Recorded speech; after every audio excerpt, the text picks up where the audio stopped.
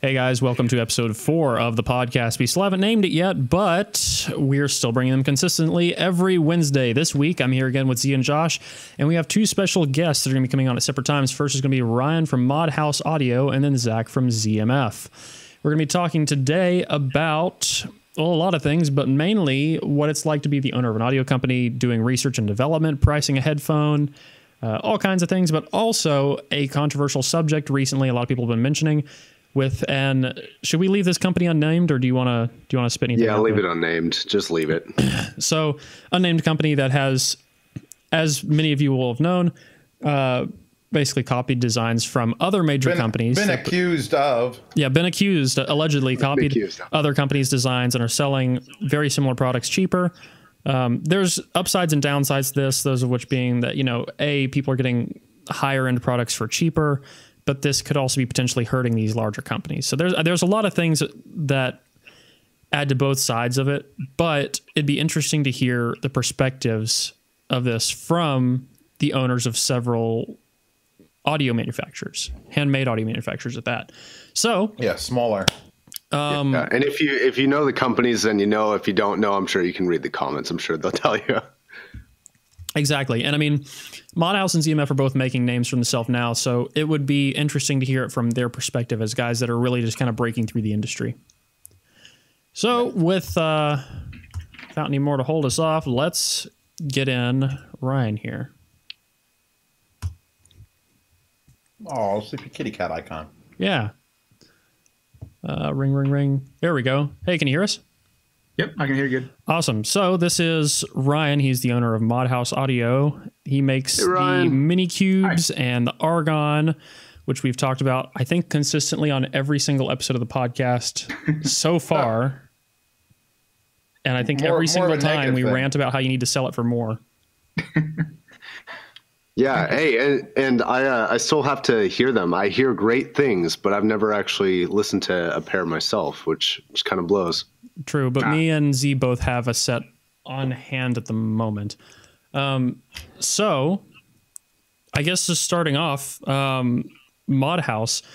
So you started doing this with, I guess, T50 Mark IIs. I'm guessing a few years ago. With Modhouse, yeah. Before that, I was doing actually the Philips adapters and the cups, and then I got kind of into the grotto modding scene. I got into doing. We made our own head straps. Mm-hmm. The crazy Spaceball ships. Yeah, that was a great. Actually, you guys still have those head straps, I think, don't you? Yeah, we do. Mm-hmm. Nice. Yep, and also made some grotto cups and I think some other random stuff for that. I remember early on I made grills for the KSE 7.5 that were 3D printed. Other random little stuff. So just for the sake of example, let's use Argon for example, since we've talked about it so much, because it took you a while to develop the Mark III version of that. I know you put a lot of time into that. Oh, yeah. Oh, yeah. I know pricing aside, because I know you probably tried to price it similar to the Mark II. What does it take when you're doing research and development on a headphone? I mean, you have to look into the cost of all the materials that go into it, the time that goes into it, and then from there you have to kind of decide, what kind of sound signature you're going for and how to price it and all of this. There's so much behind it leads to the final result of what you're selling and how you're pricing it. Oh, yeah. Oh, absolutely. Yeah, it's before getting into it, I really had no idea how many variables were involved. It's... Of course, you're kind of constricted by the market, in terms of pricing. And, I always want to offer the best value that I can. And for me, of course, since I'm modding an existing headphone, the biggest cost was time. That, the amount of trial and error involved, getting a real handle on what I wanted to achieve, and what even was a good headphone. Initially when I started out, I had never been to a meet. I had heard very few. I heard very few headphones in general, especially very few high-end headphones. But I was still dedicated to T50 modding. I was like, this is great. I'm going to do this. This is a lot of fun. I'm going to stick to it until I get something really good. And I got really frustrated with the Mark IIs because I spent months on it trying to I'm going to get the perfect sound signature. But I didn't even know what the perfect sound signature was to me because I hadn't heard a lot of the stuff out there. So out of curiosity, was Argon, the first Argon, was that born before you really was like heard a whole bunch of stuff, or was it just kind of like a miracle moment? It was, I would say it was a miracle moment after my first meet. And really what the revelation was for me was with the pads that I had started out before I was even selling stuff. I was reading through like the Head-Fi thread on T50 RP modding, and I was really into that. And I thought that was really great. And so I was using like the Shure 840 pads, and they're fine. They're fine, but I wasn't able to achieve a result that I was really happy with those pads. And then after my first headphone meet, besides getting experience with stuff like the LCD2s, the ZMF stuff, and just the wider everything that was out at the time, the pads were really what the revelation was for me. That once I got some of the larger pads, I got some of the alpha pads and ZMF pads, and I liked the ZMF pads better. And that really what got me closer to what my preferred sound signature was. And then from there, it was like tweaking. And then, like, I got it. Like, this is good. This is what I want to do. I'm set. How much later after Mr. Speakers came out with like the Mr. Speakers, I don't even know when he started. We're trying to do a timeline of this. Because I think he was he the first one to do T50 modding? I don't know. It may have been. It was Mr. Speakers or ZMF1, I think. I gotta think it was Mr. Speakers first. Just a guess. Because I remember people were talking about the Alpha Dogs years before I got a chance to get a hold of them. Yeah, we'll have to ask Zach when he comes on later. He could tell us, I'm sure. But yeah, I mean, T50 modding has been going on for a while, though. But obviously, there's so many different ones now, and of course, they vary so much in price. I mean, there are some that are really affordable and some that are $800+ Yeah. So I mean, it really varies across the board. Alpha Primes are always like way expensive for what they were. Yeah, if I'm not mistaken, doesn't Ori use a T50 driver still? Yeah, that's pretty far up there. Like even the Blackwoods are pretty expensive. I haven't heard them, so I'm asking for this reason. But why the T50s? Like, why are there so many mods for these specific headphones? I think I could actually take that one because by default they are not that great. Honestly, the T50s have potential, but it's so untapped. It just feels like Fostex threw a bunch of stuff in a bucket with glue, stirred it up, and handed it to people, and people went, "It's all right, it's good." And they put another pad in it. All of a sudden, everything you do, it pretty much makes it better. Yeah, see, like from the box, they're really. Or not really, but from straight out of the box, a T50 is relatively flat, and it rolls off in the treble and rolls off in the bass. It has really thin pancake pads. They're relatively affordable, and they're planars. Put all that together, and you have a small, affordable planar with a lot of modding potential. So it's like a tuner car. Yeah, it's like a tuner car. Because planars are notoriously expensive, usually. The T50 is one of the few planars you can find that's really in an affordable price bracket. So it really gives a lot for people to work with. I mean, given it's still a small planar, but it's a small planar that you can change the sound with by doing almost anything to it. So there's just like endless little things you can do to fine tune it and get it exactly where you want. The Mark IIIs, depending on the thickness of the pad, and I'm talking about 1/8 of an inch, 3 millimeters at a time, changes everything about the sound. So you have to really tweak. It's a tweaker's paradise is what it comes. Yeah, it's the modder's dream. And that being said, I have no idea how you were able to make Argon out of a Mark III, because it sounds nothing like a Mark III. Yeah, no. Mark IIs, I remember Mark IIs vividly as like, these are the widest, best low end you could do, because I have Mad Dogs. I bought Mad Dogs. And that was the pinnacle of what I thought Mark IIs could do. Then Argons happened. And I'm like, oh, shit. All right, I guess that everything's done now. So now with Mark IIIs, and I bought the 20s, the 40s, and the 50s, and now I have the 60s, and I've heard the Mayflower mod, I've heard every mod except for the new Deconi one, and I think Zach's, I still haven't heard his, but it's just like, oh, it's Argons again. Yeah, I remember somebody brought over the Alpha Primes, because they wanted to hear Argon. They wanted me to hear the Alpha Primes, and they brought up the Alpha Primes, and they were hearing Argon, and I was hearing the Alpha Primes, and I was like, Alpha Primes, not actually that amazing. And he was like, I need to buy a set of these right now, as soon as he heard the Argons. And I was just like, okay, so these are like this is pretty far up there as far as T50 mods are concerned. Like, especially if they're going up against something like that. I don't know how you did that, but thanks.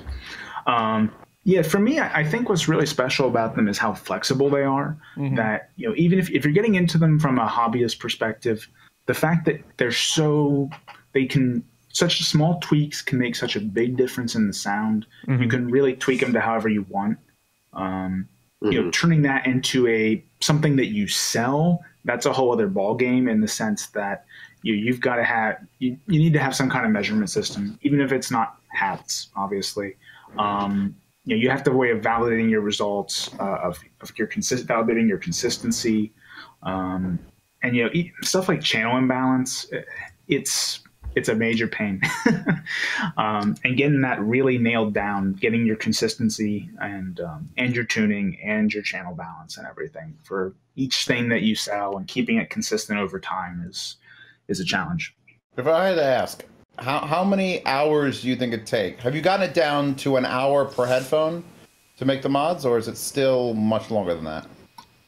I would say for the Mark II, probably. For the Mark III, definitely not. The Mark III, because I have to mod the driver itself, that's significantly more time and effort.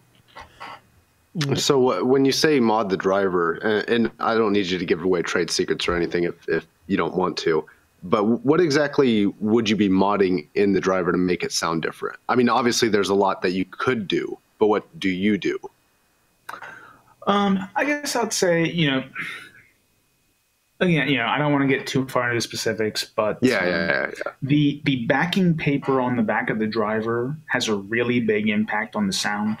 It's a common practice, especially with the Mark IIs, to do stuff like putting adhesive back felt on the back or some kind of tape or something like that to act as a treble reflector. Right. Okay. Got it. And it's not just you're kind of altering the ratio of sound that's reflected as well as the damping factor on the driver. So like how porous the backing is, the way that it vents, the material that it's made of. Yeah, it can affect the excursion of the driver and all kinds of things. Yep. So one of the big changes between the Mark II and Mark III was the backing on the driver. And I completely removed the stock backing on the driver and replace it with my own. Got it. Basically had to reverse engineer something close to the backing on the Mark II. Which I would imagine is a risky, time-consuming process, which is part of why we've said like a million times we think that Argon should probably be worth more than it is. Oh, thanks. Yeah, I'm sure we'll be saying that until the end of time. But yeah, I went through I ruined several drivers in the process of figuring it out. Oh, I tried to mod a T50 one time, and I went through like 4 drivers and didn't end up where I wanted to, and haven't bought another pair since then.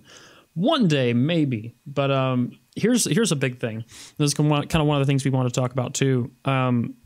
As I know, I mentioned this to you a little bit before we went on, just to kind of brief you on it. But there's some companies that go around and they have been kind of working off other companies' R&D. You know, they have been copying a few products here and there, allegedly.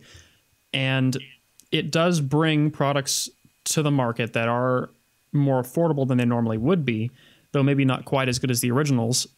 But I mean, that can be good for consumers, but this can also hurt the large companies. And I thought this would be interesting to ask you, since, you know, you make T50 mods, and that to a certain extent is built partially off the R&D of another company, and then with your own R&D on top of it. Sure. I guess I would say my perspective from the point of view of someone who makes headphones is that if I made something original to myself that I considered my own creation and I saw that someone copied it, that would definitely make me unhappy. Absolutely. And I think that's a natural reaction for most people to have. And then, you know, that kind of brings into question, well, do you view these larger companies from a personal perspective? Like, do you view them as the people behind them, or do you view them as some nameless company that doesn't matter what happens to them or whatever? And, you know, I can definitely appreciate how it does help the market and it helps consumers. But I know, because I wouldn't appreciate it if it happened to me, that I wouldn't want to condone it happening for someone else. That's fair. And audio is such a small, tight-knit community that it's very easy for, say someone in our position, just audio journalism in general, to know a lot of these company owners. Sure. So like and I'm sure that a lot of these company owners all know each other too. Like it's an extremely tightly knit community, and these people see each other usually all at all these different meets and events and things like that. Yep. Yeah, it's a much different experience if you're going to a can jam or you're going to a meet and you get to meet the guys who are behind the companies. That's a whole different kind of connection with your hobby and with your business that you're not going to get in most other industries. Absolutely. And it's not like people making, Chinese knockoff iPods. It's, a very niche market with very premium products. Yep. And then as far as the perspective of modding another company's headphone, I guess I see it as Fostex is getting their cut. I'm still a customer of theirs. That's true. Or if I was a dealer, I'm still selling their product. They're making their money. As long as they're okay with it, I'm okay with it. I actually have a side story that's not headphone related, but similar in the vein of this, where I know someone who owned a Cadillac CTS-V.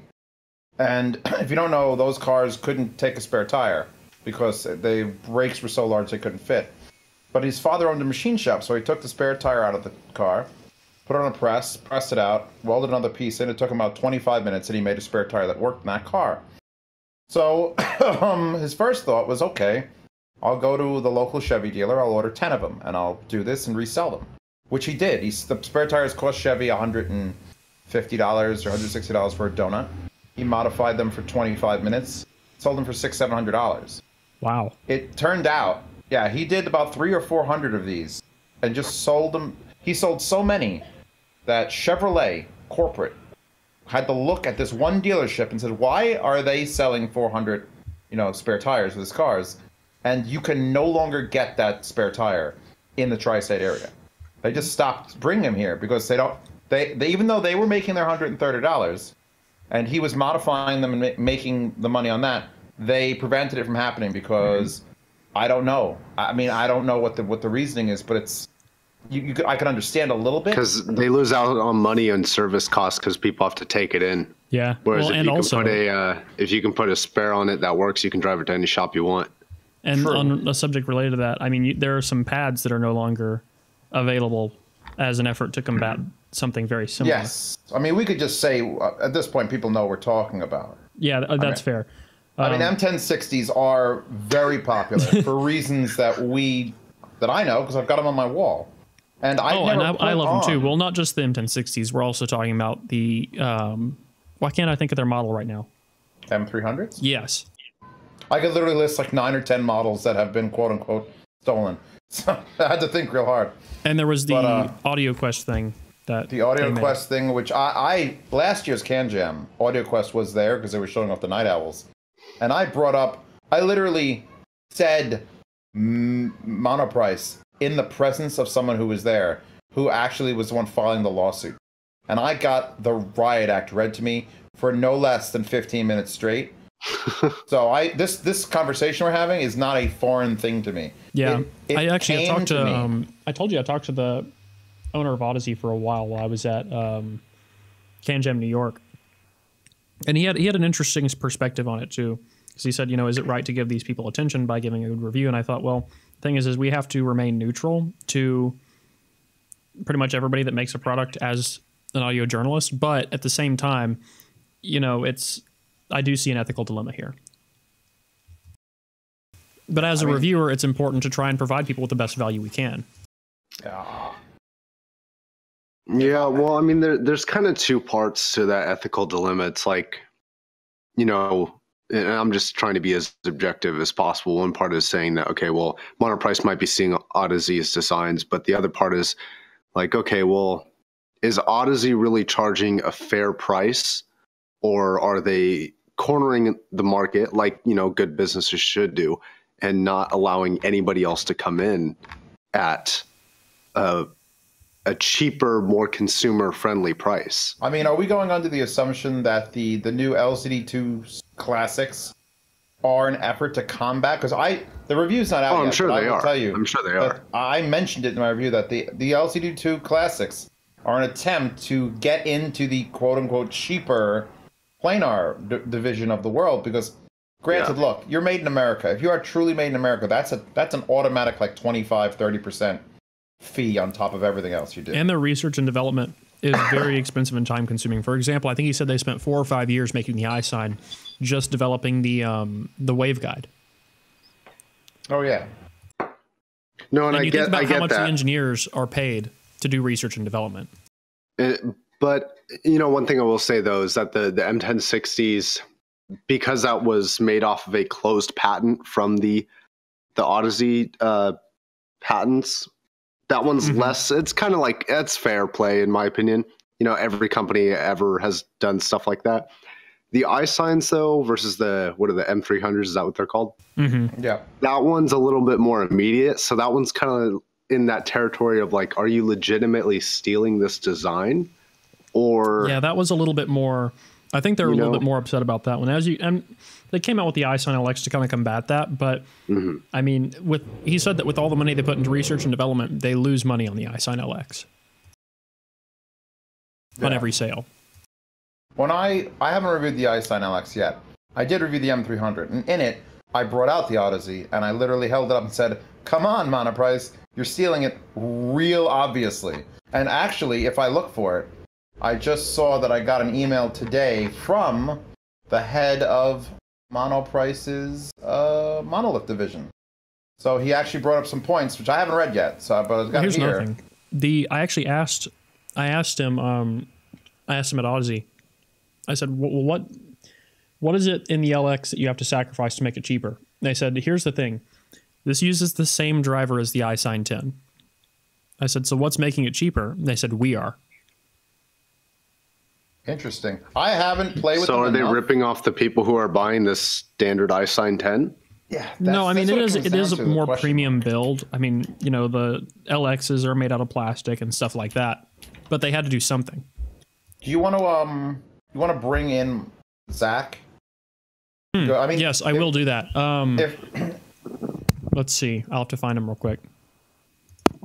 Because I'm just like, I don't know. Part of me wants to fight for the consumer, be like, all right, most of Odyssey's prices, sure, because the research and development, American made, they're high quality products, they may be quote unquote worth the money, but they're still a ridiculous price that's above what most people are willing to pay. Myself included. I've never bought a pair of Odysseys because I just don't have the funds that I can put towards a single pair of headphones that cost that much.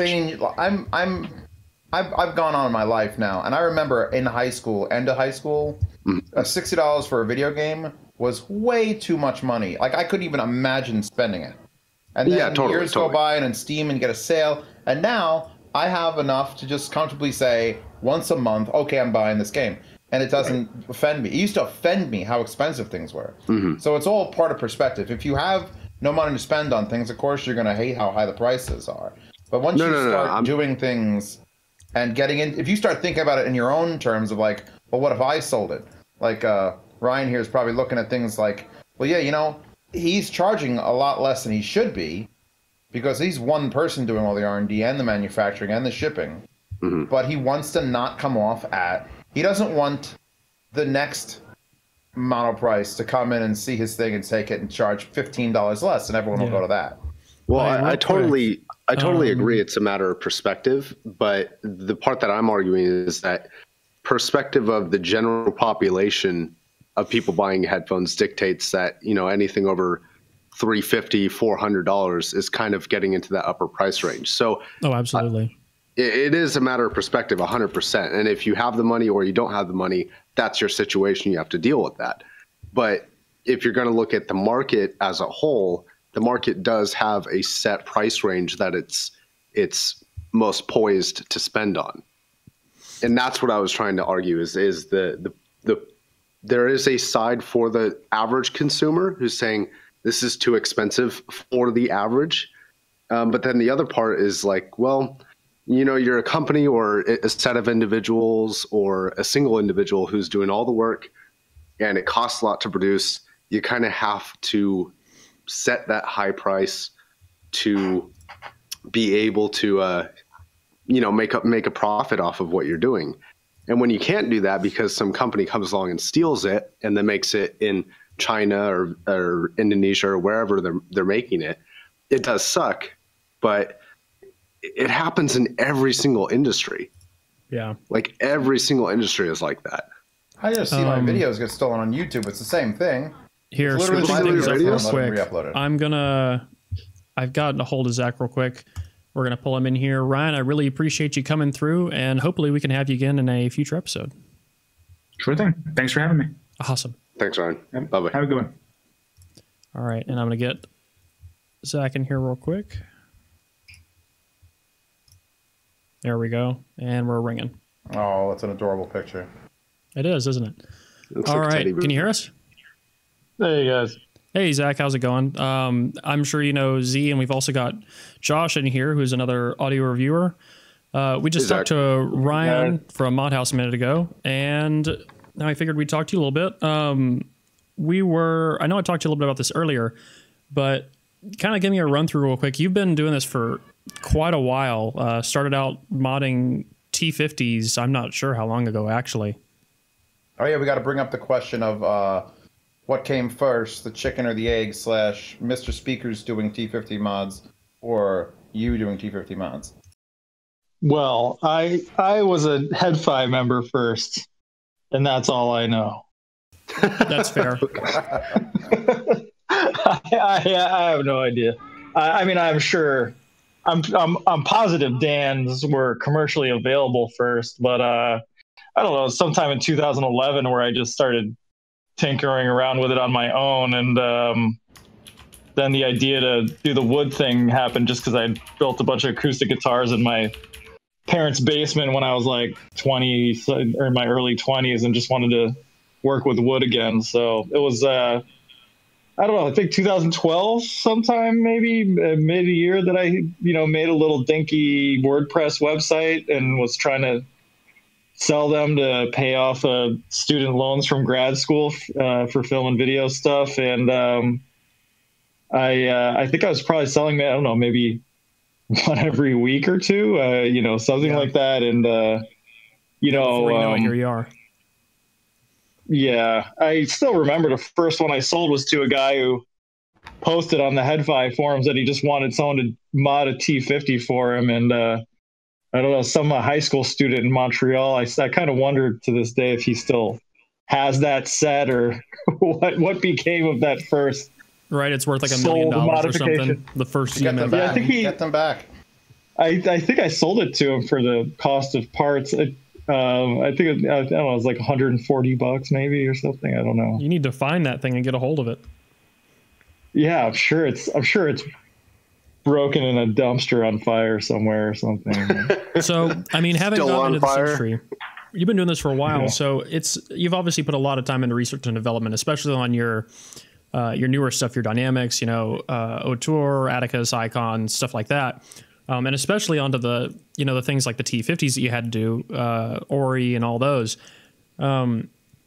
What really goes into that? Because, I mean, you have to put in countless hours, I'm sure countless numbers of drivers, all kinds of other things to get to a certain point. And then based off that, you have to price something and decide on a final tuning and then market it. Yeah, I mean, it's all pretty broad stuff. I mean, I think that for someone like me whose background was in building instruments and film and video, not acoustical engineering degree or anything like that, that those years of modifying the T50s and selling them and not really pushing them hard marketing wise, and even to this day we don't put a lot of money into advertising or anything, so it's having that time to have the business grow organically and give me time to really figure stuff out acoustically and figure out what works and what doesn't work. I think especially that time with the T50 has helped me realize what I wanted to do when we were, making an all proprietary headphone, and I was sitting down and thinking, if I could do anything or try to make a headphone from scratch, what are the things that are going to be important to me? And Yeah, I don't know. Is there any specific part of the process that you want to hear about? I mean, there's so many little things, I guess. Well, one of the big things that comes to mind is research and development, because I'm sure that the amount of time and parts you have to put into research and development is a big factor of what a headphone is initially going to cost. I mean, of course, there's the build time and the materials that go into it, but I imagine that research and development, the amount of time you have to put into developing something, is a big factor when it comes to like the final pricing. Yeah, and I guess everybody's always interested in the driver. So I guess I can talk about that a little bit. And I get what happened with the driver was basically I was like, oh, well, you know, there's all these headphones out there that use derivatives of certain drivers, you know, like you guys all know the Foster driver. And then, you know, a lot of the planar stuff is very similar just by the fact that, you know, there's only, you know, there's magnets on both sides of a flat membrane, and then there's traces in the membrane. There's a, you know, I'm not discounting that. There's a lot you can do with it. But when you look at planars and look at frequency responses, you know, a lot of them are flat to 1 kilohertz and then kind of dip down. And it's just, you know, there's kind of variations on the same thing. It's interesting, you know, the new Mezi headphone is actually the first one in a while that has kind of a different design. Oh yeah, I can't think of who makes those Empyrean, drivers. The Empyrean, yeah. Yeah, with the drivers from Renaro.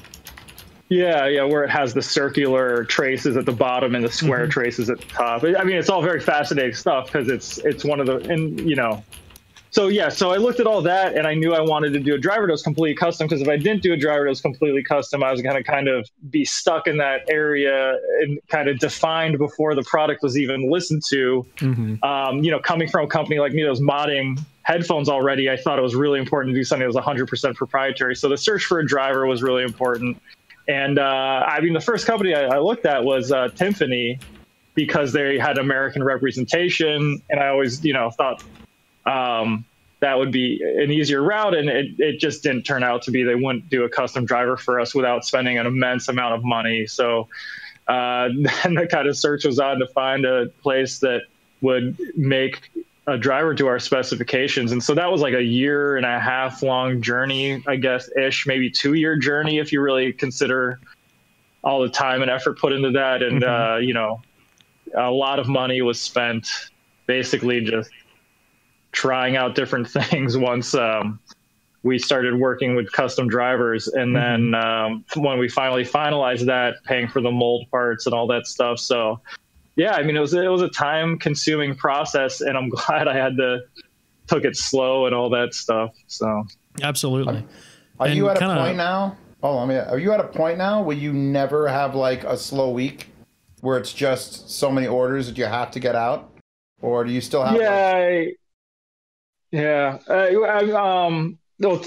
and we've been behind for, I don't know, the last 1.5 years, maybe 2 years. I mean, ever since we came out with the Icon, I've felt like I've been immensely behind. And there was about basically after I announced the O-Tour, there was like a 3-week period where people were just waiting for it to come out. And we finally got caught up on Icon orders.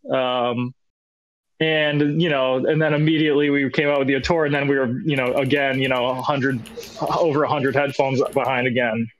So, yeah, I mean, in the way to compensate for that is now I have, you know, instead of one employee or, you know, just me like it was back in 2013, 2014, I've slowly built up both part-time and I have one completely full-time employee now. And then I have 3 part-time employees who all kind of fill in time, and I whine at them to come in more if you know, if we're more behind. But it's you know, all that workflow stuff has become way more manageable, so I'm not always, you know, having 1,000 panic attacks just trying to figure out how to get headphones out to people. Right. And so now, kind of leading into our next question, which is kind of our big subject for the day. I guess we already kind of spit out who it was, but a company, Monoprice, allegedly is, you know, made very similar products to Odyssey and other manufacturers that, you know, it's to the point where it's kind of more obvious that the other companies are doing more research and development and they're kind of copying it. I mean, if somebody made like, you know, a pretty blatant copy of like O-Tour and was selling it for cheaper, and it, say for example, wasn't quite as good, but you can tell that it's a blatant copy. I'm sure that would affect ZMF to a certain extent. And yeah, I mean, obviously my opinion on this is going to be different because nobody's copied our stuff to that extent yet, even though I actually have seen some little copies of our ear pads that turned out to not be the same from what I've heard. But I mean, our headphones are so not economically made that in a way, I'm kind of like, well, good luck copying it because they're cutting down different types of cheaper trees. I mean, they could do that. They could copy the shape, that's for sure. I mean, they could copy certain parts of it, but to really copy all the little things, it would just be so hard and not cheap. Because our headphones are so expensive and so time consuming to make, it would just be like, that's true. They probably, maybe if somebody started to do that, they'd be like, why are we doing this? Yeah, maybe if someone was just I don't know, using like plastic and then doing like some kind of injection mold process in a Chinese factory or something. Yeah. So, I mean, personally, because our company's been based around this whole, and I think part of the reason people like working with us and communicating with us is because it's such a small business and they can talk to me and they can really have that personal experience of buying a headphone. Whereas, some of these companies have gotten really big, like Odyssey and stuff. They're, instead of putting out, 50 to 60 headphones a month like we do, I mean, what's Odyssey making 1,000, 3,000, 10,000 headphones a month, at this point. So it's like, they have to be way more efficient than we are. And that means their products are probably a lot easier to make. And, to copy that probably has a higher profit margin for monoprice. But I mean, to get around to your question, I think that, if I were, what's the guy who runs Odyssey's name? I know that Alex Rawson's not there anymore, but if I were one of the higher ups of Odyssey, Sankar or Sankir, I don't know how to pronounce it. Yeah, Sankar, I think. So, I'd be super pissed off because I'd be like, man, I just spent a year of my life researching this stuff, and then this company just ripped it off, and I'm looking at it, and I have a patent on this in the United States, but because this is done in a country where I can't sue anybody, there's no way for me to enforce this patent that I spent the last year getting and paid all these lawyers to get, and blah blah blah. I mean, it's got to be so frustrating. Oh yeah, especially because a lot of audiophiles don't have the money to buy those crazy expensive products, which is totally understandable. And if I were in that position, and wanted to try something, I'd probably, and we're a tinkerer like I am, I'd probably buy the monoprice product and tinker away at it. I guess the real issue is how does the industry find a way to enforce having those products taken off the market? And the only one I can think of is I know they copied the AudioQuest Dragonfly, and at some point it did disappear off the market. So I don't know the legal remedies of how that was done. I did think that was interesting how fast they were able to get the copy of the Dragonfly off the market. That was just fascinating to look at from afar. A big thing too is the iSign, because I know he told me specifically that he spent about, I think, 4 or 5 years paying engineers developing the iSign. Right. And they had a copy out within like less than a year, I think. Oh, it's real fast. It was real fast. And way cheaper, like $599 versus $150. Have you guys listened to the monoprice stuff? So, I mean, what's your guys? I actually have. Have you guys debated this before I was on? Like, what have you guys? Gotten to? I released the review of the M300, and I basically brought the Odyssey iSigns out and said, "Look, monoprice, you got to make it less obvious than this." I just held them up. They're exactly the same shape. They look pretty much the same, just a different color. The differences are the magnetic strength of the monoprice. Actually, I'll read. This is from the horse's mouth. This is from the guy running monoprice's thing, because he's offering to send me things. Our interplaners have more magnetic pull because we're using dual-sided magnets in our design versus Odyssey's single-sided magnets. So that's number one. We will fix the case in the next run. Yeah, the case didn't fit. It was hysterical if they couldn't. But even like the way the case worked was an exact copy duplicate of what Odyssey was giving you. Where it was a pouch with a magnetic flap. It was a pouch with a magnetic flap. But it didn't fit them in it, which was crazy. Did Odyssey rip us off? I don't even know how to respond to that last one. And also, I just said I didn't like their Air Motion speakers, which they claim they developed from scratch. So I mean, just a taste thing. I mean, here's the thing, though. The M300s did sound good. They sounded here. I put them in the same category as they don't sound like IEMs, and they don't sound like just like KSC 75s. They're in a very exclusive group of planar in-ears. And if there's only 4 players, they're the worst, but they're still, a planar in-ear. Yeah, I mean, the thing is they're still pretty close to the iSign, but they're less than half the price. Yeah.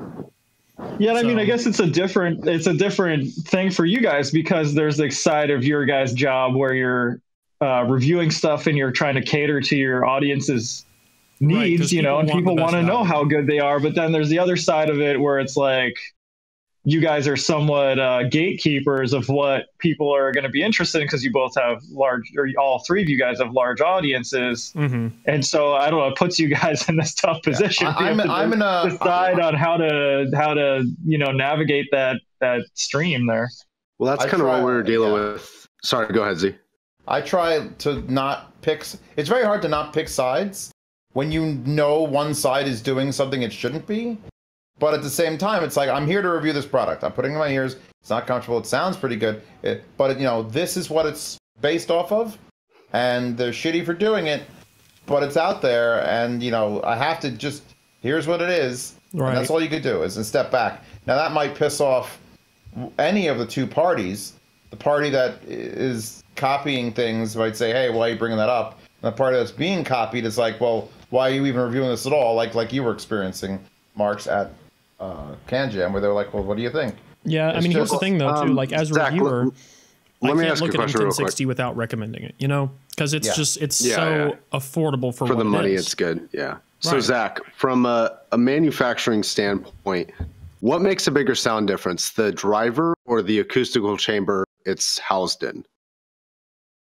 Well, I think you have to start with a good driver, or you're not. I mean, there's things that are going to be baked into a driver, like distortion, how fast the recovery time is of the membrane based on the magnets that surround it, right? Frequency response, all of that stuff that's going to be baked into a driver. And so if that stuff is, isn't good enough in the driver, then there's really not going to, only so much the enclosure around it is going to be able to help it. Right. I would say they're closely related, but yeah, I'd say driver first and then chamber second. And that's not to say you can do a hell of a lot to change the frequency response with airflow and the chamber, but if you have a bad driver, it's going to be impossible. Yeah, if I remember correct, you said that the Otor uses the same driver as Icon, yeah?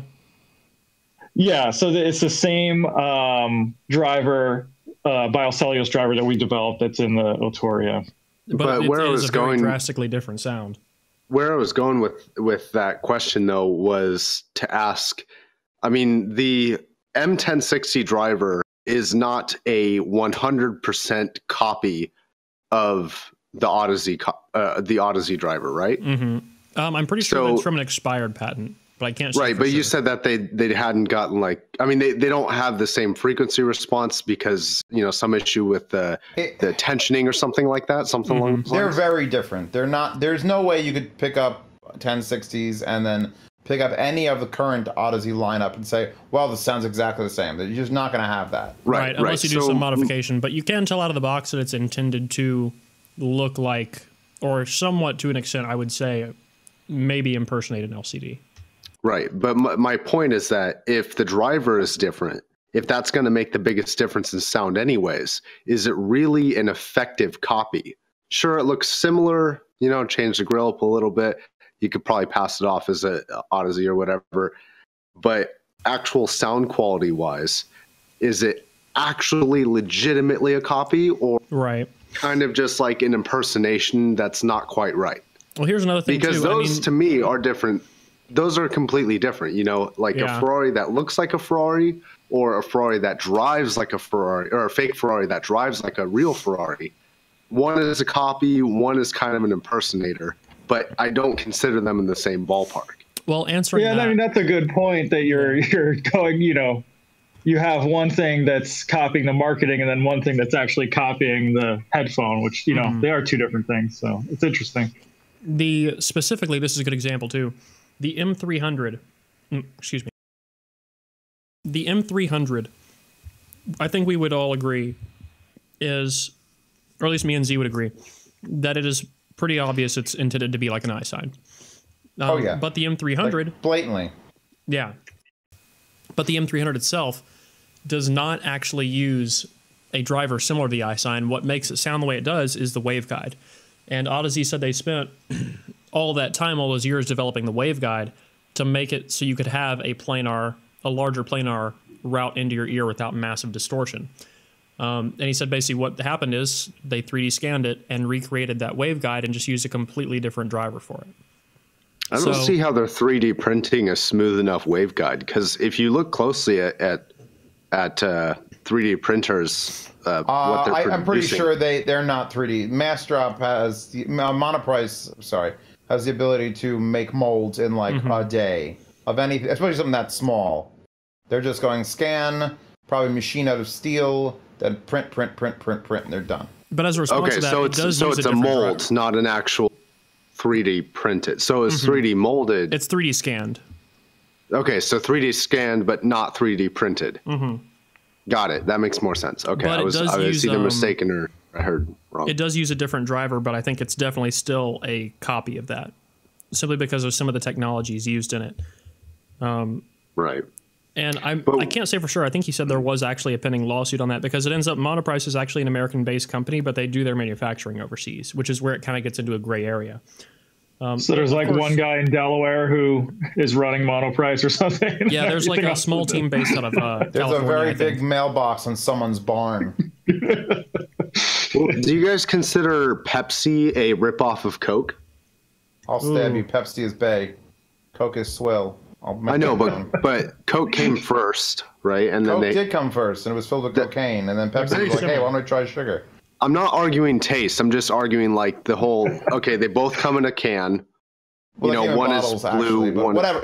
You get my point. You get my point. Well, look, the point is when someone tells you to go, oh, you got a headache, go take an aspirin. Aspirin is a brand name. Go put on a Band-Aid. Band-Aid is a brand name.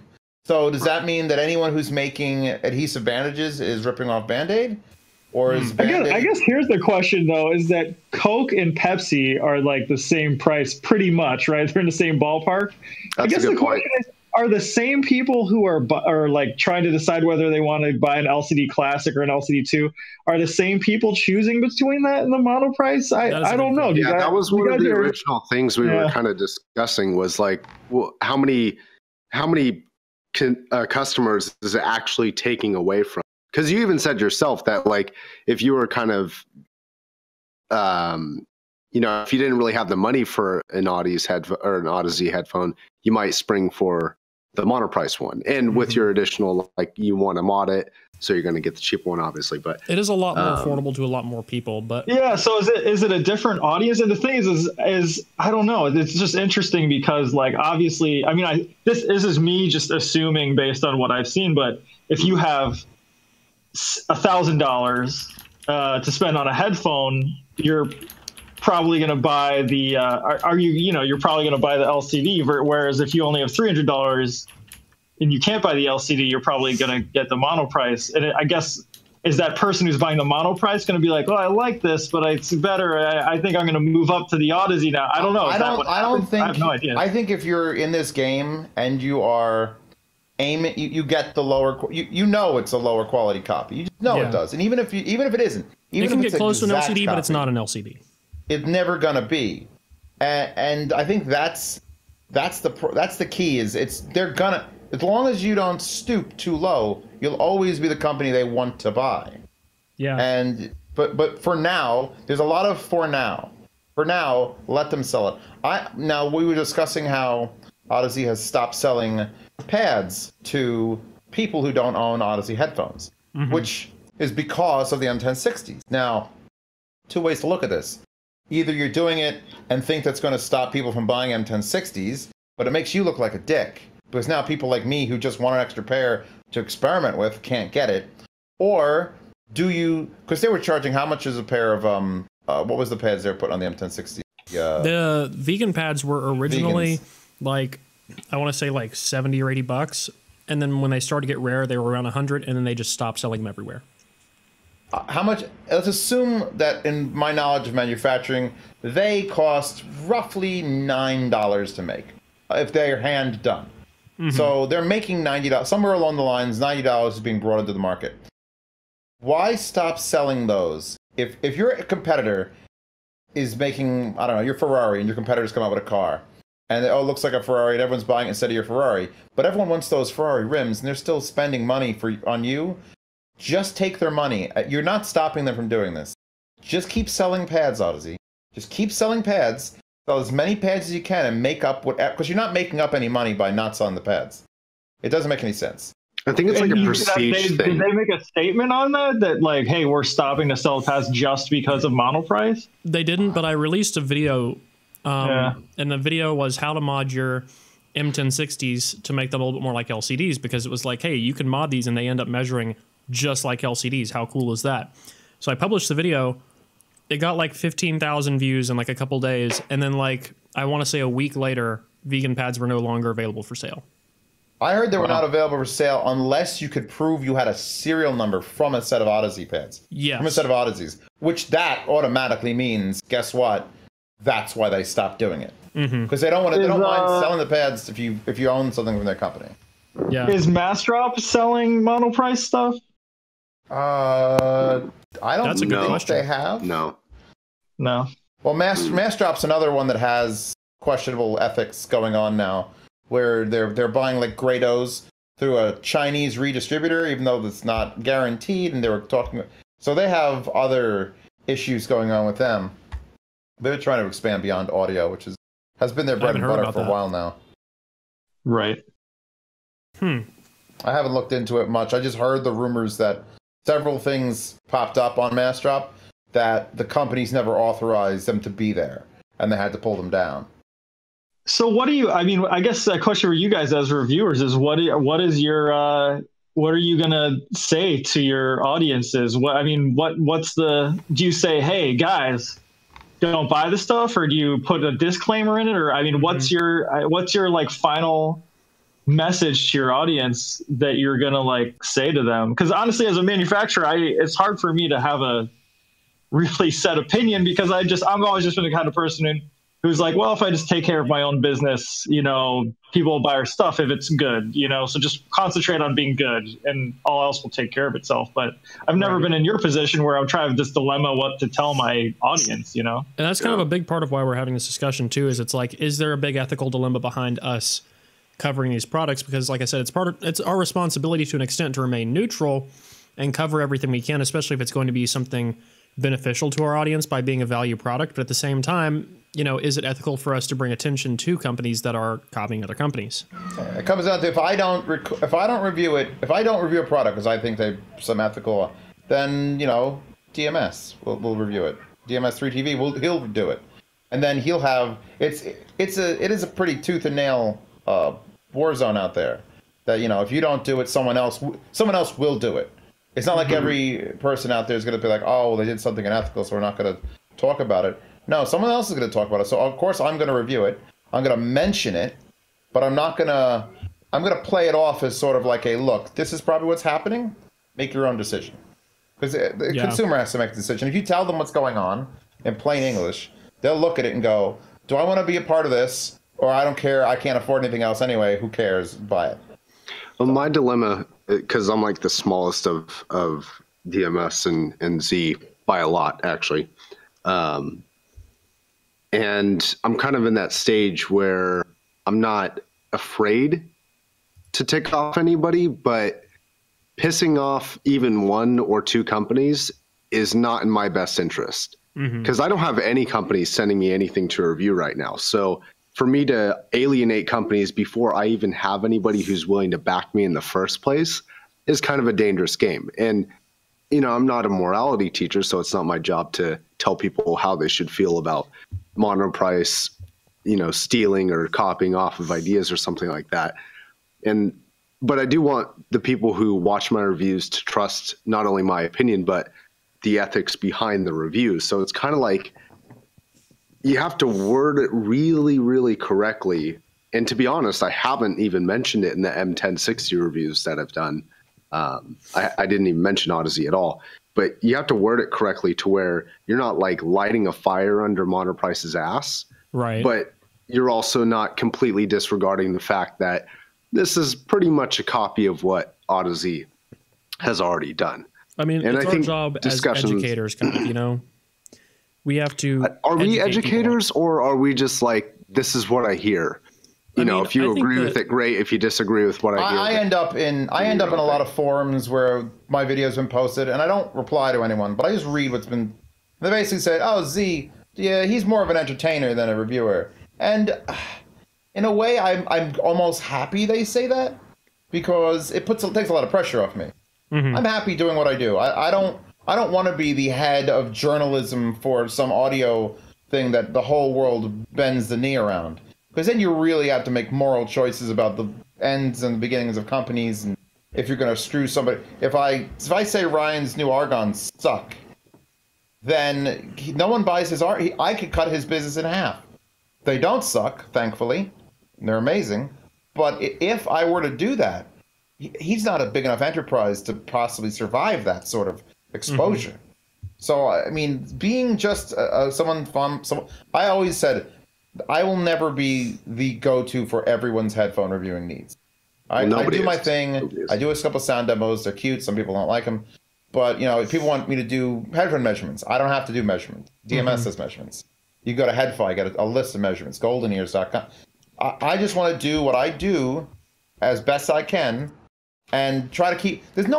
We're having this discussion, and it's very serious business because we're talking about very serious stuff. But I try to keep a little bit of fun in this. Remember when it's about music and like dancing with headphones that sound good?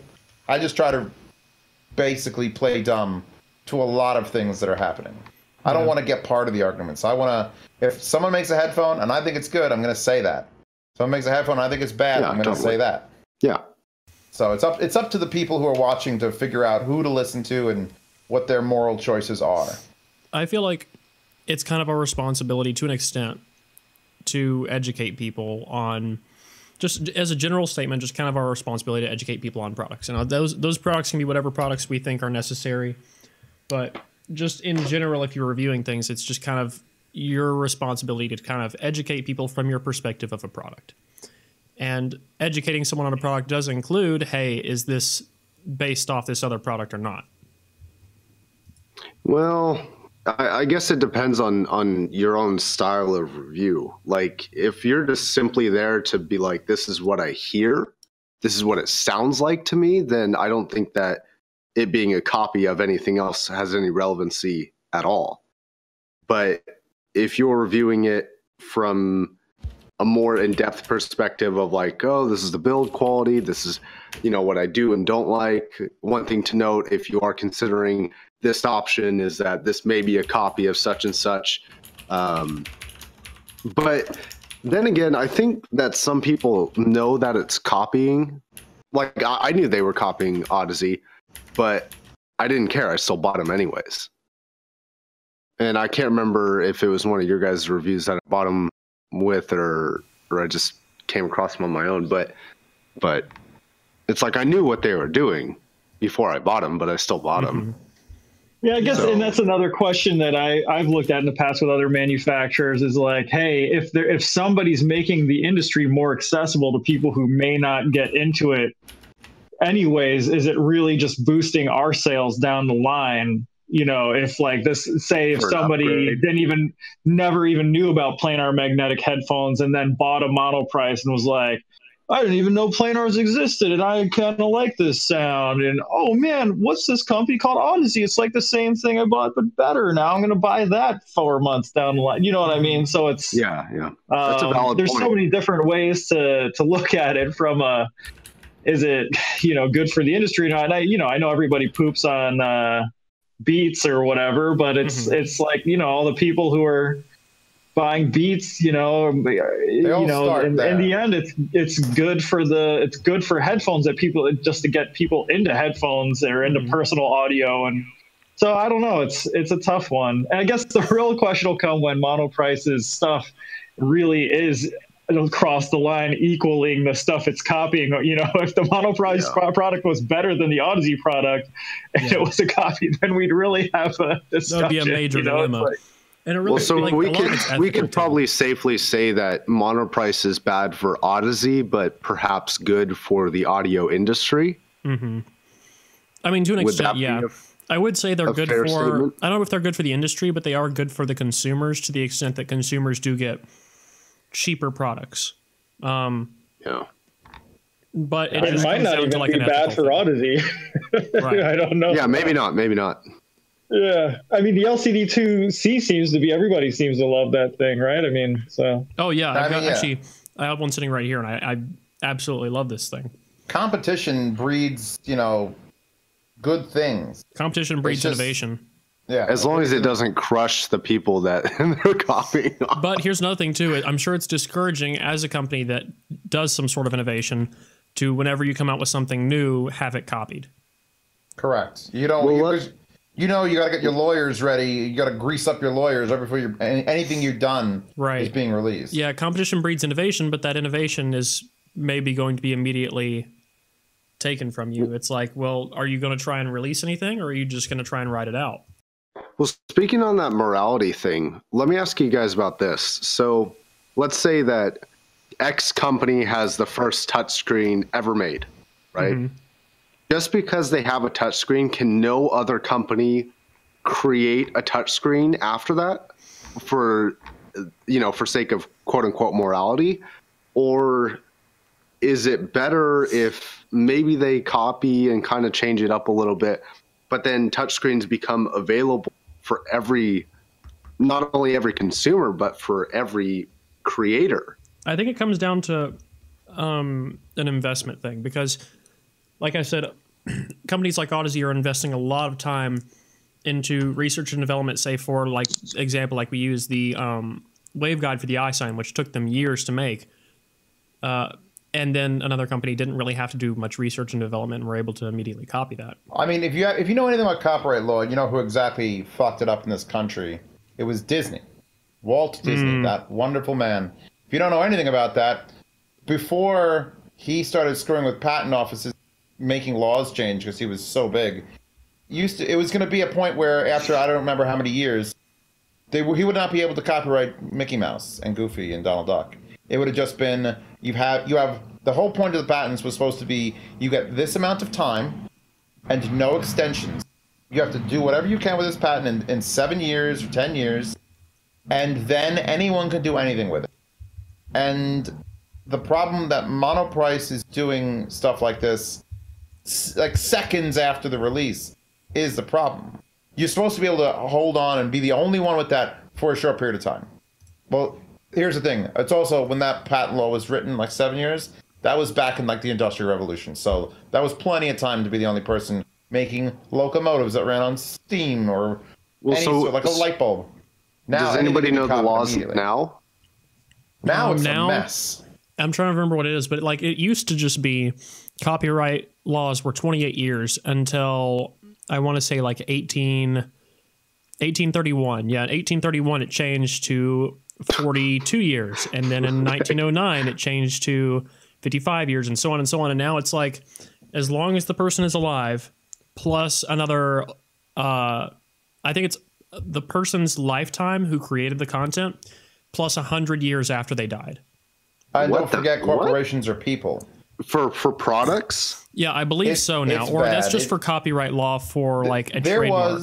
That's for just a trademark. There was a series of videos on YouTube, which I don't know if I'd find them, but it was the title was "Everything is a Remix," and it discussed a lot of how music, and you'd know about this, DMS, where music you could get cues from certain songs and put them at the beginning and remix them. Right. And people and artists started suing other artists because hey, that you hear that's my and I'm serious.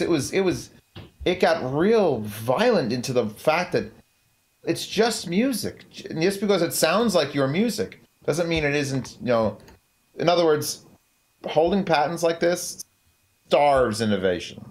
Mm-hmm. Oh, I think I came up with this new thing. No, wait, some guy 60 years ago patented that, and this company still has all, and they'll sue you. No one can innovate anymore. We're just stuck. Yeah. So Odyssey's design would be,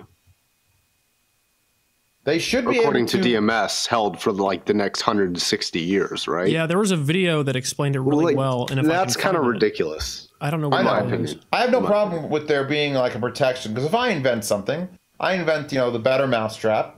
I want a certain amount of time to take advantage of my patents are expensive. You got to keep this in mind too. Mm-hmm. Zach, you went through the patents to get some? Yes, no?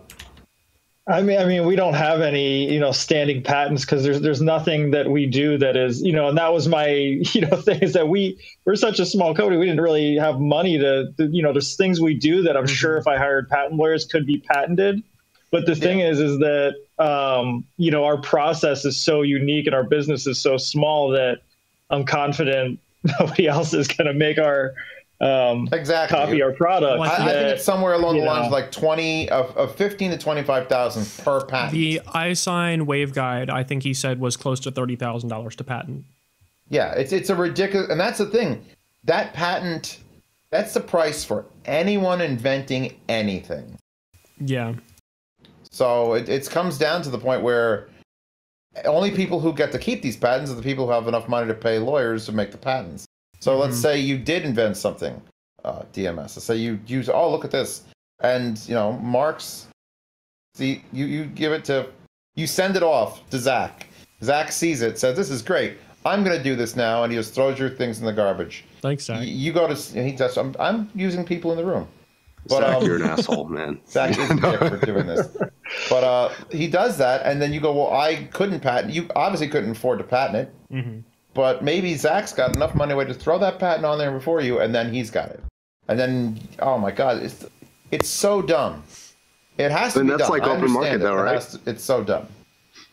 Well, on top of that, a product has to be, like, if a company is blatantly copying you, their copy has to be in circulation for, I think, close to 6 months before you can file for an infringement. What? Yeah. I don't remember the exact law behind it, but it's something like that. Like, it has to be in circulation for a certain amount of time before it takes effect. Before it takes effect, or before you can 5 months and 30 days. It's something nuts. It's just see insane. for some things that's ridiculous. Like, think about like an iPhone. I think it's to prevent. I think it's like they come out with new iPhones every year. I think it's to give a company that may have accidentally created something similar an opportunity to retract whatever it is they've done, but still recuperate the cost of research and development. I think that's what the idea was. What was the court case that Apple won where they sued Samsung? What was the feature that was, you know, too close to Apple's that they were able to have more than one, buddy? Let's see. It was like something ridiculous. It was like having the ability to have an icon on the face of a phone. Oh, Samsung sued Apple? Maybe? No, Apple sued Samsung. And also, it was really settled in 2012 with a court ordering Samsung to pay Apple more than $1 billion in damages, blah, blah, blah, blah. What was the thing that it was about, though? It doesn't even say on here. That's crazy, though. Spotted and shared a patent, blah, blah, blah, blah, blah. But, I mean, think about how many sales you could make. Like, if you're just a company, like, trying to rip off another company, like, plain and simple, you're just like, I just want to take their idea and make money off of it. 6 months is a long time. It was something to do with the use of a touchscreen. It was because the Galaxy looked too much like an iPhone or something, like it copied their design, like down to like almost the T aesthetically, and then Samsung paid the $1 billion in pennies. Yeah, I remember that. But yeah, I think it was literally just trucks and trucks full of pennies. You gotta love Samsung sometimes. Here we go. Overcopying iPhone's design head to back. I mean, that's head to back. What does that mean? It's a goddamn screen with a. I mean, how do you not make a phone look very similar to another phone? The stupidest thing I ever heard. They do all look It's very probably similar like these weighed days. the same thing and had all the same components, or I have no idea. But Imagine when we go like fully bezel-less and like there's no fingerprint or visible fingerprint or All like phones will be cameras or suing anything. everyone. Exactly. Jesus. They're I'm gonna have to start refill putting my- like I'll be right weird back. designs on the back, like mazes and shit. Yeah, at some point it just has to stop. But guess what? We're all greedy mother effers, so never gonna stop. Yeah, that's probably true. That's kind of like, that's really the big conflict for me on this is like, well, sure it sucks, but how much of me really cares? But that's more of like a philosophical, psychological issue with morality. But so I mean, that's we not can get important. pretty deep with this subject, though. I mean, it can go on. Yeah, and we on. totally could. We could go a lot of I directions. don't think we have enough lawyers in this podcast to actually come. We are just speculating upon speculating. Yeah, we Which is need, fine. we need This lawyers. is what we do for headphones. None of us know the laws. That's true. Yeah, that's something to keep in mind is that, yeah, sure, we're YouTubers, we're reviewers, but we're also just people. Everybody is. And Doesn't mean we won't get our asses sued. well, I mean, Well, I the hope thing not. is like making the calls on whether or not these things have to be covered or not is difficult to do because we all started out as consumers. We still are consumers to an extent. Oh, yeah. So I just value bought of the, things is very important to us. I buy things now that I have the Patreon monies. I basically don't even consider that money in my pocket. I consider that just things to review, like funding. Mm-hmm. I buy it, I sell it. That's it. I mean, So I guess from the manufacturing perspective, though, you guys are going to come up with it. Because I'll tell you right now, if somebody came to you guys and was like, I've got this ZMF O-Tor E that we made in Indonesia, and it's better than the O-Tor, and you guys were reviewing it, and we're like, and then you guys were asking for a review unit from me, I would have this, I can't tell you what I do, but I would have this dilemma on my hands of like, well, how's this reviewer been reviewing this copy of our product? And how about this? I don't, How about this? Let's say someone gets O-Tor. Let's say, again, Marks gets the O-Tor, and he modifies it without your permission. He says, I could fix this as a problem. And then he sends it to me. And then I say, okay, I want to compare, so send me an unmodified one.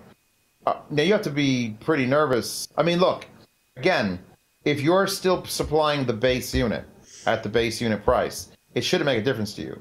Right, but if someone was like just making like an injection mold cheaper copy of something that performed similarly, then it would be an issue if they were selling it for like less than half the price. Trickling back. If there's any money trickling back to the home company, everything should be fine. Like what Monoprice came up with the K-Boss. They licensed the rights to a well-known speaker design, and they manufactured it for like cheap. For I think it was like $350. And everyone else who ever made these speakers was spending $1,400 on a pair.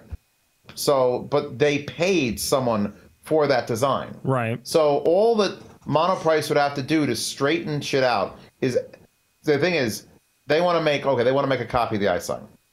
Go to Odyssey, say, look, we want to license this design. How much should you charge for each unit we sell? The thing is, how much would they want to charge?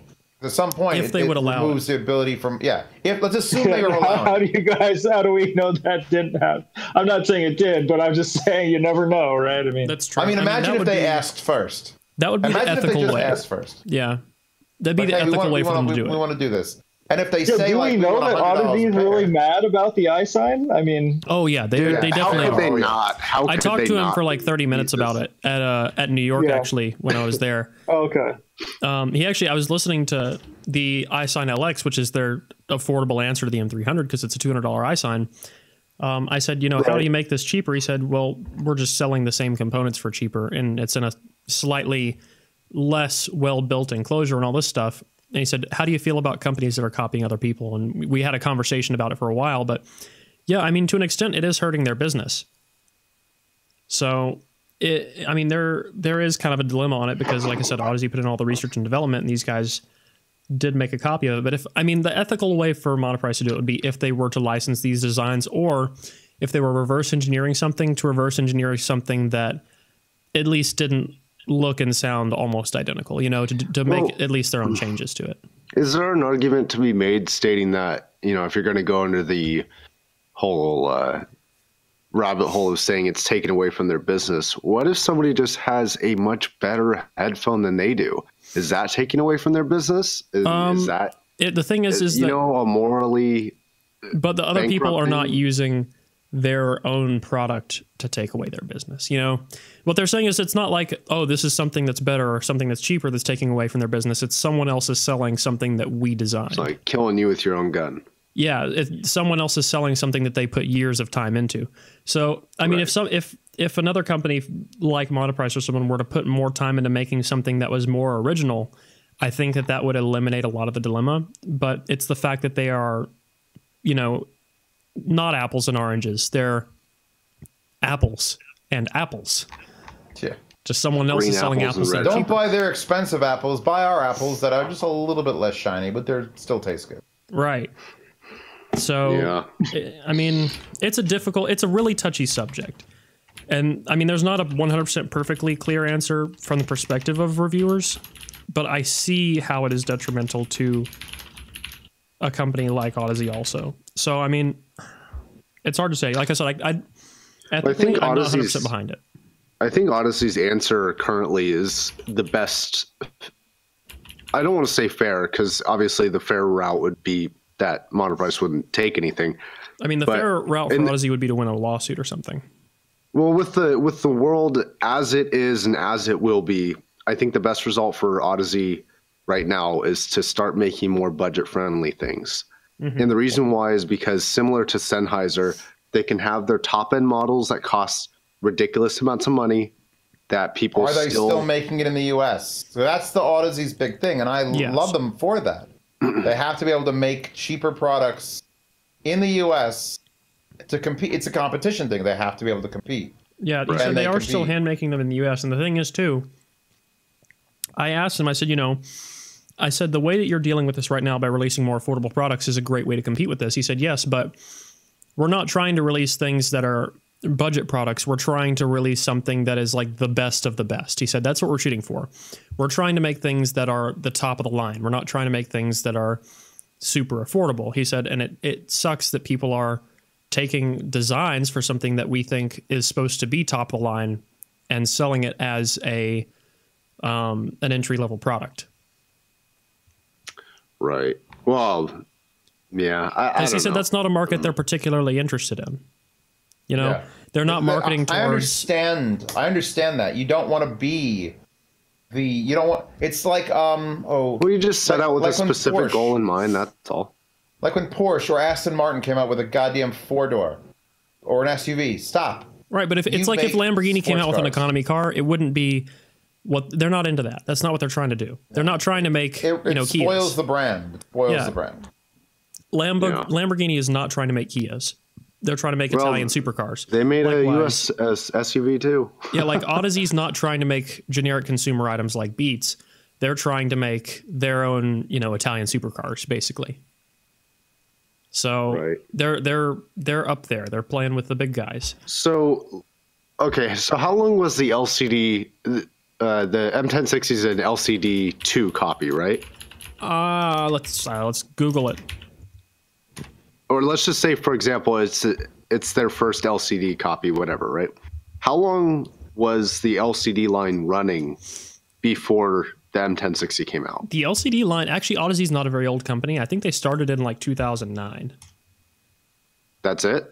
Yeah, I think so. Here, they're not old. They're not old at all. In fact, no, yeah, I mean, it was around a decade ago. Yeah. So, was there ever an LCD 1, by the way? Yes, there was. Actually, it was interesting. It was a plastic headphone. It was really interesting looking, but apparently it sounded great.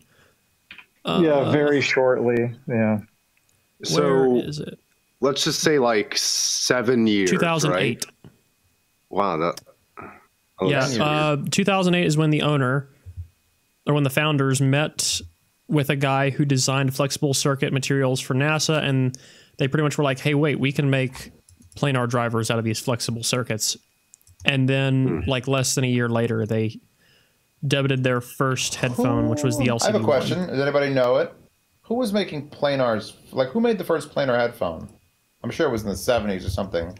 I wanted. What was the?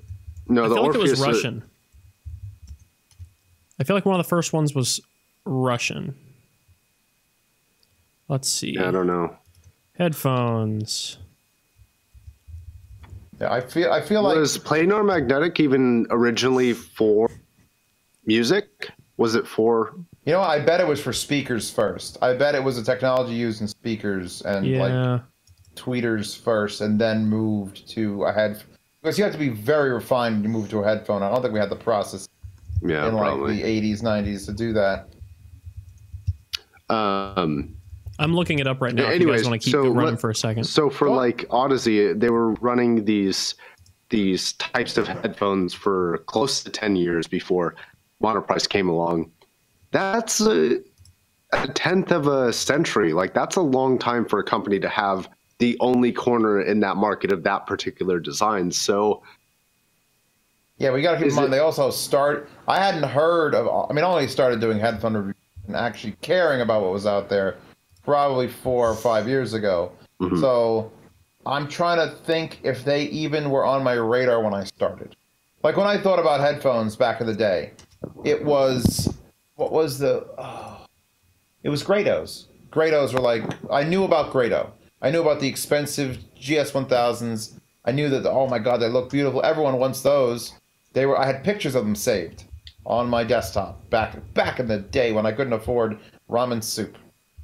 And I don't. If that was the case, because I know what year that was, I'm pretty sure I'd never even heard of Odyssey.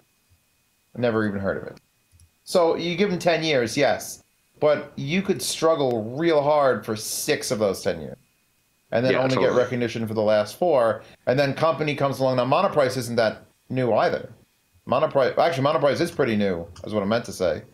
So they've been making cables for a long time, I feel. How long is a long time? The internet's only from 97, so I guarantee the earliest Monoprice even was a thing was 2003 or 4. Alexa, what year did monoprice.com start? Sorry, I don't know that one. Oh, you don't know. Okay, here we go. Yamaha created the first 2001. Yamaha created the first orthodynamic planar magnetic headphone in the United States in 1976. So that's what the internet says, at least. The first orthodynamic came around in the United States in 1976. Damn. Yep. That's you know what? I bet it was the only one for a decade. That's the thing. Yeah, and it was an on-ear orthodynamic headphone. Orthodynamic is just planar, same thing. But yeah, and then there was a bunch of other ones. Was the original Orpheus a electrostat, or was that a planar? That was an electrostat. Electrostatics have been out forever. Stax has been out forever since the 60s. It's amazing that is what the technology was used before. Here's the thing: neodymium magnets didn't become a thing till probably near the turn of the century. Okay, I'm going to ask a dumb question. The very first planars. Sorry, go ahead. I know it's a dumb question. I honestly have no idea what the answer is. If electrostats, from everything I hear, have the capability of sounding like 10 times better than planars or dynamics, why aren't there more electrostatic headphones in the consumer market? Are they harder to produce, or is there something weird about like special amplifiers? They take special amps, yeah, and they are kind of hard to produce. They're very fragile. It's a lot of stuff. Real quick, I'm sending you guys a frequency response graph. You need a clean room to make them, and you need a lot more voltage into them. They're not as consumer friendly product. Yeah, they can't just work. Yeah. You can't just make them and then they work. You have to specifically engineer them to do things special. Really touchy. Got it. What am I looking at here? That is actually the frequency response for one of the first planar headphones ever made. Jesus, it actually measures pretty good. Yeah, it's kind of funny. Pretty impressive. I'd like to hear that was an orthodynamic on-ear, but still, like, that's kind of where they got their start. Orthodynamic, you called it? Yeah, orthodynamic and planar it's same thing basically, but planar is just an easier way of saying it. I think Fostex was the second one. I'm trying to find. It's just there's not a whole lot of information on it. So, hey guys, I'm gonna sign off because my phone's about to die, and I don't want to just disappear and have you guys be like, "Where'd Zach go?" So. Oh no, it's all good. Thank you very much for joining us. Yeah, we appreciate it. Thanks for having me on, and look forward to doing it again with you guys sometime. Absolutely. I'll send you a link to this when it goes up next Wednesday, and we'll catch you. And I'll email you about taking your entire lineup and just saying you're stealing it from Monoprice. Thanks. Yes, I look forward to all of that. Awesome. We'll talk to you soon, Zach. See you guys. Take care, man. All right. So, this has been very interesting so far. We've been running for about an hour and a half. So this is probably a good time to start wrapping it up in a few minutes anyway. But final thoughts, guys? Talk about our sponsors, audible.com. No, I don't think we have any sponsors yet. Squarespace? One of these days, right? I don't know that there's an aggregate conclusion that we get, especially given our position of like, are we going to sacrifice part of our own career for the morality of not recommending a good product, just because it's a copy? I mean, it's the old Rorschach question of never. Oh damn it! I can't remember the quotes when I need to. Never falter, even in the face of Armageddon. That sort of thing. Well, probably yeah. I can't remember that scene though. I know he was talking to like Dr. Manhattan about it, but Dr. Manhattan. I mean, spoiler alert, he dies in the end. So yeah, exactly. That's the point. But even in the face of Armageddon, he was like, "Nah, I got to tell everybody what's going on." Yeah, go watch. I feel like that's us. Go watch Watchmen because it gets him killed.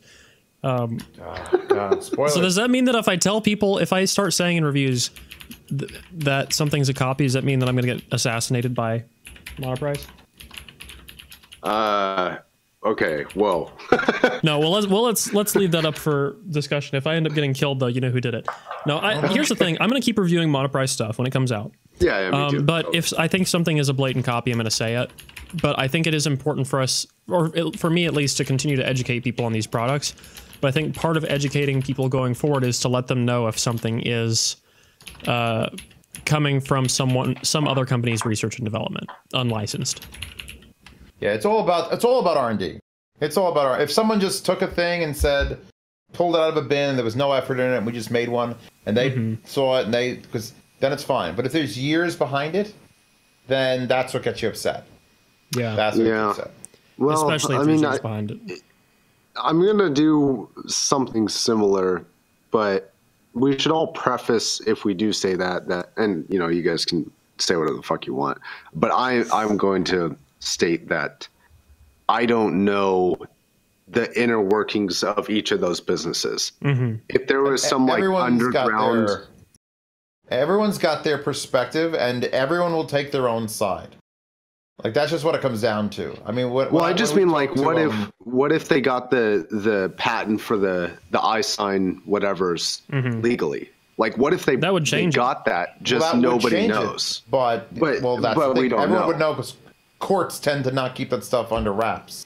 Right, and I know for a case in this one, they definitely didn't have the legal rights to it because it was an issue that was definitely raised to me publicly. Okay. No, it's so who's responsible on Monoprice's side for this? Well, that's the thing. I think there isn't like one boss. There is a boss of Monoprice, but every subsect, like Hobie is the guy that I talked to that runs the Monolith division. So he's the one that was in charge of getting the KVAS speakers made. He's the one that did the M1060s and M560s and sent them out to me. And when I say, hey, look, this sucks, or this is he has to just be like, well, that's it's not even his job. He isn't even responsible for a lot of the stuff. He just organized it to get on the website. Oh well, China there's nothing still too. Has full manufacturing. He a big part of it though, he is responsible for tuning too, because there are some things they're working on, like M1060C. He sent me a copy of those like 6 or 7 months ago, if not longer, and those ones he had to completely make a new driver from the ground up for M1060C. That one is a copy of nothing. That's a Monoprice original. And that's what the speakers that I reviewed were. I reviewed them, and they were the weirdest design, and it definitely took more effort to make them the shape they were than needed to be. And they worked, but they didn't hit me in the same way that like a good speaker would. Well, here's the thing, but I applaud them for trying.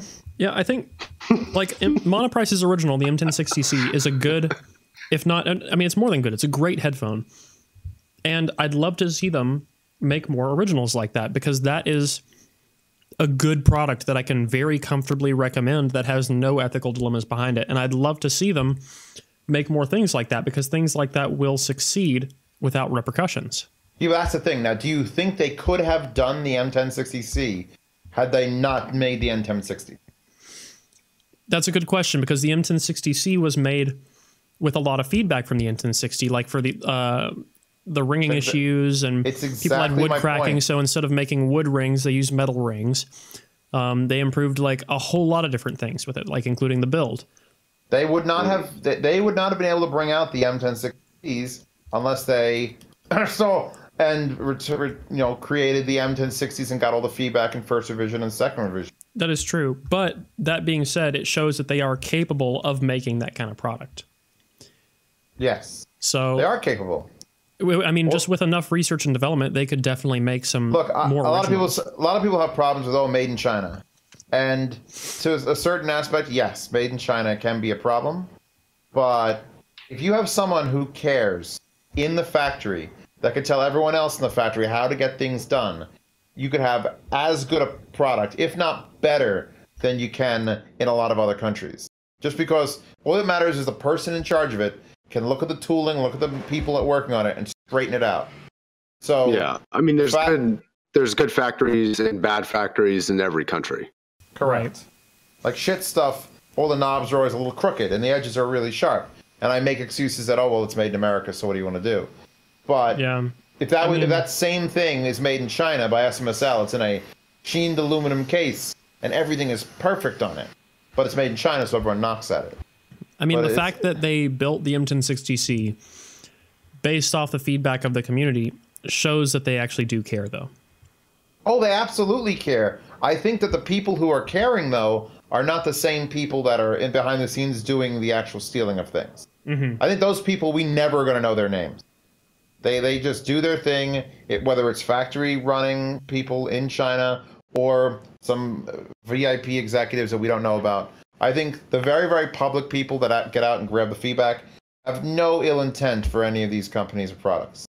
It's just they have to deal with it in this environment where that's happening. Mm-hmm. So, question: you said that the M1060 was built off an expired patent for an LCD, right? I believe that's like an alleged thing. Okay, because if it's using like a different driver, different housing, obviously a different headband, and the grills are different, they have different connectors, all that stuff. How do we know it's actually a copy and not just something that's a very similar product? The iSign thing, that's the thing. The iSign thing is different, but the M1060 specifically, is it possible that was its own design? I think that it's hard to say, but I'm pretty sure that after seeing what's happened with the iSign, it confirmed for a lot of people their theories that it was a design very heavily influenced by an LCD. Mm-hmm. So I don't think we can say 100%, but we can definitely, I think we can definitely safely say that it was influenced by an LCD to an extent based off what we saw with iSign. Fair enough. So, fair enough. I mean, conclude from that what you will. But that's where it leaves us. Yeah, no, I think we're done. We think we've milked this subject to the point of boredom. Okay. Yeah. Well, that has been, I guess this was episode 5? This is now 5, yes. Yeah. So 4? 5, make sure you guys tune in next Wednesday for episode 6. We will be here with me, Z, and Josh, and maybe someone else, maybe not. We'll find out then. And I'll see you guys next time. If you want to pick a name, please suggest it in the comments. Yeah, if you have a name suggestion for this podcast, leave it in the comments below, because we can't publish it on Google Play Music or Podcast or any other streaming services until we have a name for it. Well, once we do that, can we change the name later? I don't think so. So do you help us find a really good name. Have there been any suggestions for names in the comments? There have been, but I don't think one is stuck yet. But if you throw enough things to the wall, eventually something will stick. And on that note, nice. We will see you guys next time. All right. Yes, see you later. Over guys. and out, man.